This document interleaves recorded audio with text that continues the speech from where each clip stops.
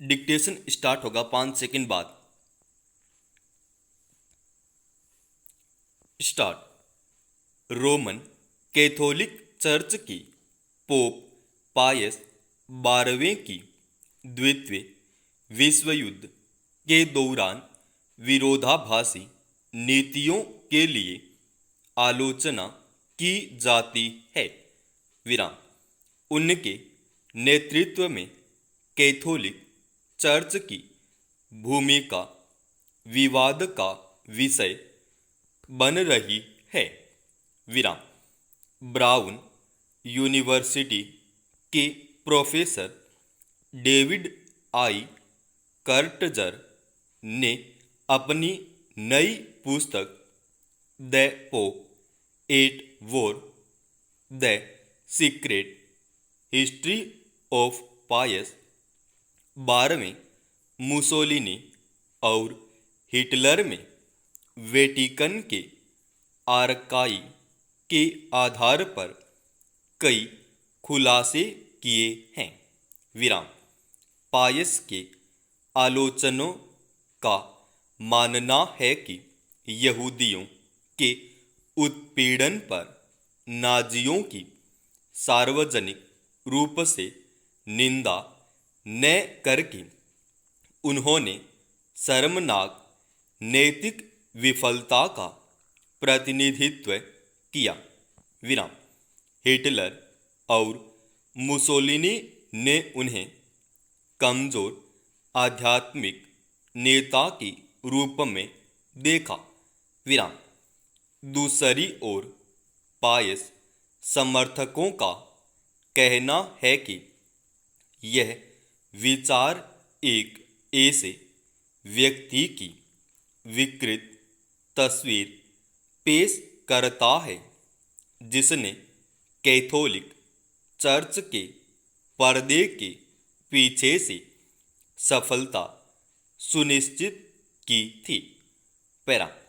1965 और 1981 के बीच वेटिकन द्वारा द्वितीय विश्व युद्ध से जुड़े दस्तावेजों के 12 खंड जारी किए गए थे। विराम। 2019 में पोप फ्रांसिस ने निश्चित किया कि बाहर के इतिहासकारों को भी अभिलेखागार में आने की अनुमति दी जानी चाहिए। जिस दिन प्रासंगिक फाइलें अध्ययन के लिए सामने लाई गईं, कर्टजेर अभिलेखागार में मौजूद थे। विराम। ये फाइलें द्वितीय विश्व युद्ध से पहले और युद्ध के दौरान नाजी एवं फांसीवादी शासन के साथ वेटिकन के रिश्तों के सबसे रहस्यमय खुलासों से युक्त है। पैरा। घटनाक्रम के सिंहावलोकन से लगता है कि पायस 12वें ने अपनी सोचा भी न था कि वह हिटलर के साथ समझौता कर सकते हैं। विराम।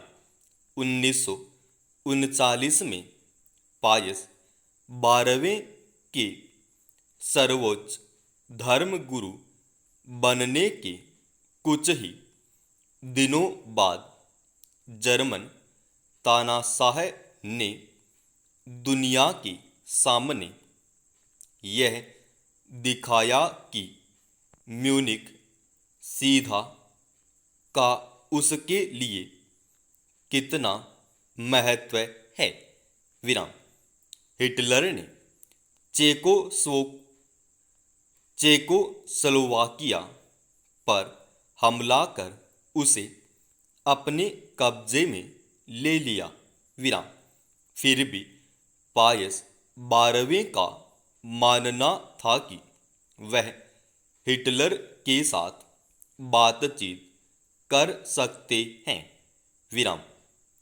आर्काइव ने निकला कोटजेर का एक और खुलासा ज़्यादा चौंकाने वाला है, जिसमें पोलैंड पर आक्रमण से कुछ हफ्ते पहले पोप जर्मन रीच के प्रतिनिधि और किंग विक्टर इमानुएल के जर्मन दामाद की बीच एक गुप्त बैठक का उल्लेख है। विराम। वेटिकन ने बड़ी सावधानी से इस बैठक के सभी पहलुओं को आधिकारिक रिकॉर्ड से बाहर रखा था। विराम। वेटिकन के दस्तावेज के अनुसार पायस 12वें ने हिटलर के दूत से कहा, यहाँ कोई जर्मन विरोधी नहीं है। विराम। हम जर्मनी को प्यार करते हैं। विराम। अगर जर्मनी महान और ताकतवर बनता है तो हमें खुशी होगी। विराम।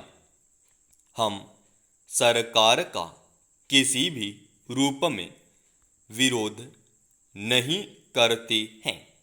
विराम। पोलैंड की हार और वहाँ की चर्चों के बंद होने के तुरंत बाद पोप ने व्यक्तिगत रूप से नाजी विदेश मंत्री जोआचिम वोन रिबेंट्रोप को यह संदेश दोहराया। पैरा। विश्व युद्ध के दौरान वेटिकन की राजनीति का जो चित्रण कर्टजेर ने किया है वह और भी हृदय विदारक है।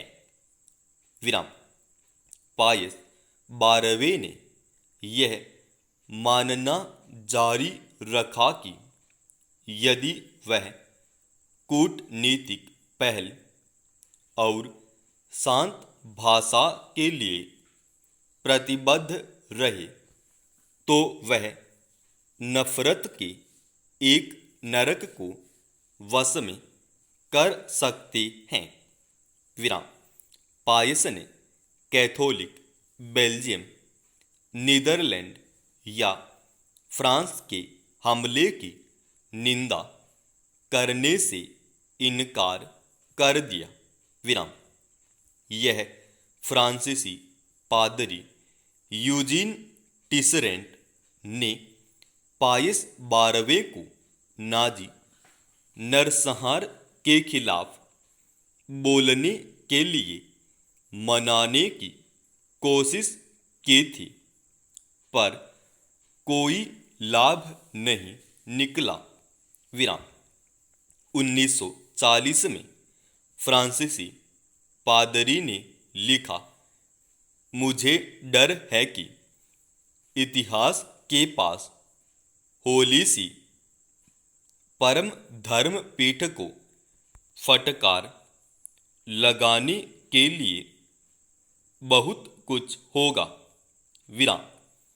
कितने भविष्यदर्शी थे ये शब्द।